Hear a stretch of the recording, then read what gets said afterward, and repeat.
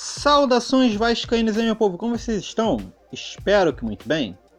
Bem, com o tempo, né, muitos inscritos foram falando de jogadores que não querem no Vasco para o ano que vem, né?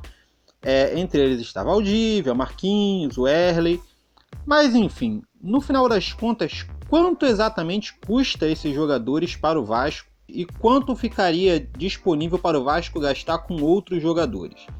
E é basicamente isso que eu vou trazer aqui para vocês, uma estimativa de quanto o Vasco economizará levando em conta a saída desses jogadores do Vasco.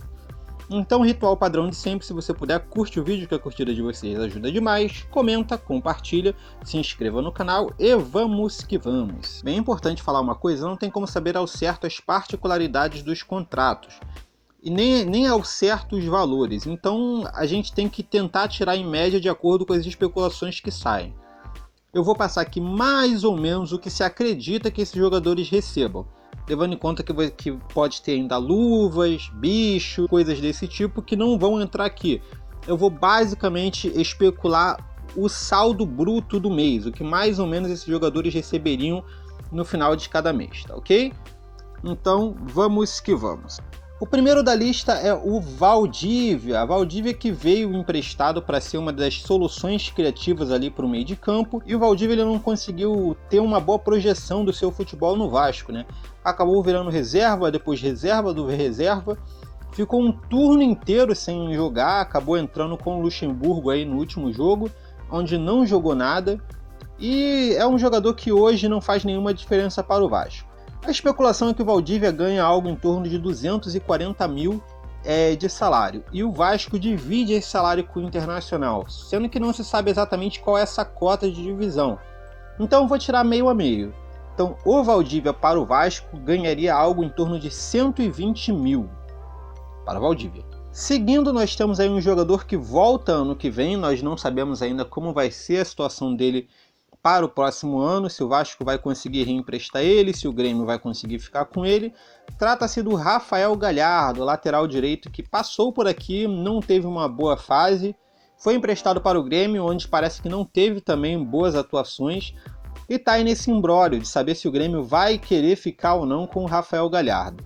Pois é, o Rafael Galhardo ele tem um salário de 90 mil por mês, então, e caso o Vasco não consiga reemprestar esse jogador, que acho que dificilmente será aproveitado, vai ter essa conta aí de 90 mil para ficar assombrando a torcida. Outro jogador que chegou no Vasco também para ser um dos jogadores que seria a solução ofensiva ali, um jogador que seria criativo, que ajudaria o Vasco a criar mais chances de gols, em assistências, foi o Marquinhos. Marquinhos que foi carinhosamente apelidado pela torcida de Homem Invisível. Pois é, o Marquinhos aparentemente tem um salário de 160 mil mensais.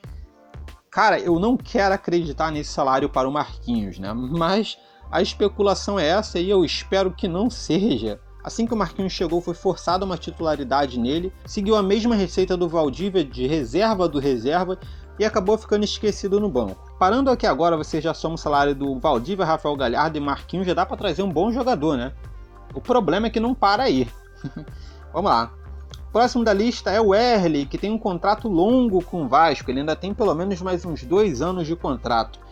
E o Wehrli especula-se que ele ganha algo em torno de 180 mil. E eu espero muito que não seja isso. O Wehrli ele conseguiu uma renovação de contrato graças à atuação dele com o Alberto Valentim, onde ele acabou sendo o titular ao lado do Leandro Castan por muitas partidas, porém a torcida já não gostava muito do Wehrli. Essa renovação dele pegou até alguns torcedores de surpresa. Pois bem, o Wehrli já falou que quer permanecer no Vasco, que não tem intenção de sair, então já fica uma situação complicada para o ano que vem, porque primeiro, para você negociar o jogador, você precisa que um clube queira o jogador. E esse salário de 180 mil para o Wehrli deve afastar um pouquinho os interessados. E tem o outro fator que o jogador precisa querer sair do Vasco, e o Wehrli aparentemente não quer sair. Bem, se vocês estão achando ruim o Wehrli com 180 mil, o próximo vai deixar vocês malucos. Trata-se do Bruno César, que ganha algo em torno de 300 mil por mês. E esse salário pode ser maior que esses 300 mil, porque a base especulatória em cima do salário do Bruno César gira entre 300 e 400 mil, então pode ser até maior do que esses 300 mil. E é incrível, porque o jogador ele basicamente não joga no Vasco, ele teve atuações muito apagadas. Eu lembro de um jogo bom dele contra o Fluminense e foi só. Nunca fez boas partidas, parece sempre estar fora de forma.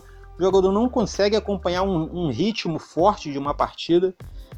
E ele tá lá, cara. O Bruno César ainda tem mais um ano de contrato e de repente vai ficar pagando esses 300 mil a outro jogador que, assim como o Wesley, aparentemente não pensa em sair do Vasco. Existe aí uma especulação de que o Vasco pretende usar ele como moeda de troca, mas é aquilo, cara. Quem vai querer pagar 300 mil para ter o Bruno César? E o jogador também parece não querer sair do Vasco, então já fica uma situação meio complicada, né? Bem, o próximo jogador da lista aí é o Ribamar. Rapaz, Ribamar. Ai, meu Deus do céu. Ribamar chegou para fazer sombra ali ao Max Lopes, sendo que o jogador no estadual já não foi bem.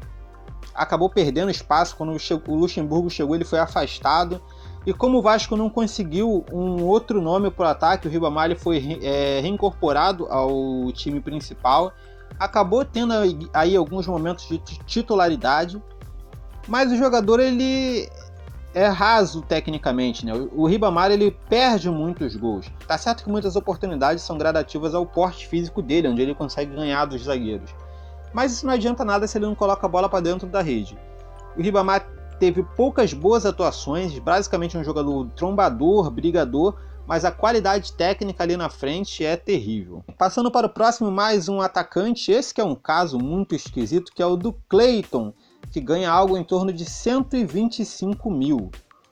Pois é, gente, o Cleiton ele veio do Atlético Mineiro, quase causou um problema aí para o Vasco com emblório judicial. Cleiton não vinha bem no Bahia, não foi bem aproveitado no Atlético Mineiro e veio para o Vasco para ser uma salvação para o ataque, sendo que o jogador tecnicamente é ruim. Jogou poucas vezes, as poucas vezes que jogou já não agradou e acabou ficando no banco de reserva, entrou na mesma fila que Marquinhos e Valdívia e virou reserva do reserva. O próximo jogador é o Raul Cáceres, que ganha algo em torno de 150 mil mensais. Raul Cáceres veio para ser uma opção ali para a lateral direita, conseguiu até no estadual algum status, mas já no estadual demonstrava ter uma carência na marcação, onde ele era facilmente levado por jogadores que tinham um pouco mais de velocidade ou porte físico. O Cáceres não consegue ganhar de ninguém no corpo e não tem uma velocidade para acompanhar o pique. O Cáceres ele cruza na área muito bem, ele tem um cruzamento certinho. Essa função do lateral ele cumpre muito bem. Porém, lá atrás, defendendo, que é onde ele tem que ser mais eficiente, ele costuma pecar muito. Achei que foi uma aposta interessante da diretoria, mas não deu certo. Dos nomes que vieram, é o que menos me desagrada, mas é outro jogador que não está nos planos para o ano que vem. Bem, esse dá um pouco de calafrios à torcida, Danilo Barcelos, que ganha algo em torno de 75 mil mensais. O jogador veio com status de ser um bom assistente, de ser bom cobrador de falta, e no estadual ele enganou bem. O estadual tem um nível um pouco mais fraco, né? Então o jogador ele não teve tantos problemas na marcação. E as suas assistências e suas cobranças de falta acabaram credibilizando ele para ser uma solução para a lateral esquerda. Mas quando ele começou a enfrentar adversários um pouco mais fortes, meias mais habilidosos, atacantes de lado de campo com velocidade, a sua carência na marcação ficou escancarada. Danilo Barcelos acabou perdendo vaga para o Henrique, que já era um jogador que a torcida não gostava muito. Enfim, é outro jogador que não está nos planos para o ano que vem. O próprio Luxemburgo já parece ter perdido a paciência com Danilo Barcelos, mas dos males, né, o menor. Se você comparar ele com o Wesley, o Danilo Barcelos causou bem menos danos financeiros para o Vasco, né? Bem, seguindo aqui, nós vamos de Felipe Bastos. Felipe Bastos que tem um caso engraçado. O Vasco paga 60 mil do seu salário, mas é a pequena parte do salário do Felipe Bastos. A grande parte quem paga é o Corinthians. O Vasco conseguiu uma situação de negociação onde ele paga bem pouco do salário do jogador. É incrível, o Corinthians faz umas negociações muito malucas.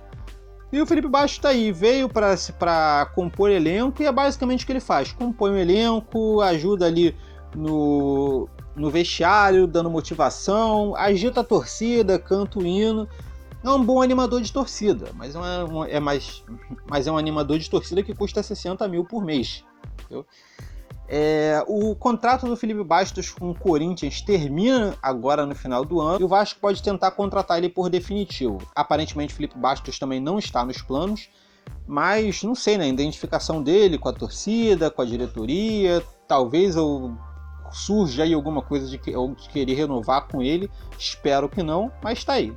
E o último da lista é o goleiro Sidão, que custa ao Vasco 80 mil mensais. O caso do Sidão é um dos piores casos para mim em relação a essas negociações, porque quando o Sidão veio, o goleiro que estava, o Alexander, estava indo bem, não tinha necessidade de trazer o Sidão, trouxe para a torcida passar raiva com ele, acabou protagonizando situações muito ruins, foi para o banco, nunca mais foi relacionado e a torcida continuou pagando Alexander e Sidão desnecessariamente. Fazendo uma soma base de todos esses jogadores, o Vasco gasta com uns jogadores que a torcida não quer ver no Vasco ano que vem, algo em torno de 1.440.000 por mês.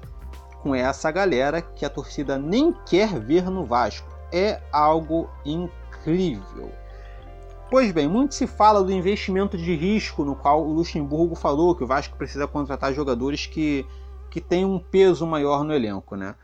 E se fala nos altos salários dos jogadores, mas para pensar, com 1.440.000, dá para você trazer uns 3 ou 4 jogadores aí de peso, jogadores aí que vão ajudar o Vasco. E se você parar para pensar, não faz nenhuma diferença nenhum desses jogadores que estão aqui, porque eles eram reservas e às vezes reservas dos reservas. Então basicamente era gasto esse dinheiro com jogadores que nem jogam. Então não veria problema em gastar 3, 4 altos salários com jogadores que iriam de fato ajudar o Vasco. Mas em base seria isso. Mais uma vez lembrando que não tem como saber em exato quanto o jogador ganha e qual a particularidade de cada contrato. Aqui está basicamente no chutômetro, é uma especulação de mais ou menos quanto o jogador ganha. Bem, gostaria de saber de você, o que você achou desses números, o que você acha do que é pago para esses jogadores? Quais jogadores você ficou mais indignado com o salário? Comenta aqui embaixo, deixa seu comentário, tá ok? Basicamente é isso. Se você gostou, não está no canal, se inscreve, curte o vídeo para dar moral para o canal. E é isso aí, beleza? Então valeu, falou e até mais!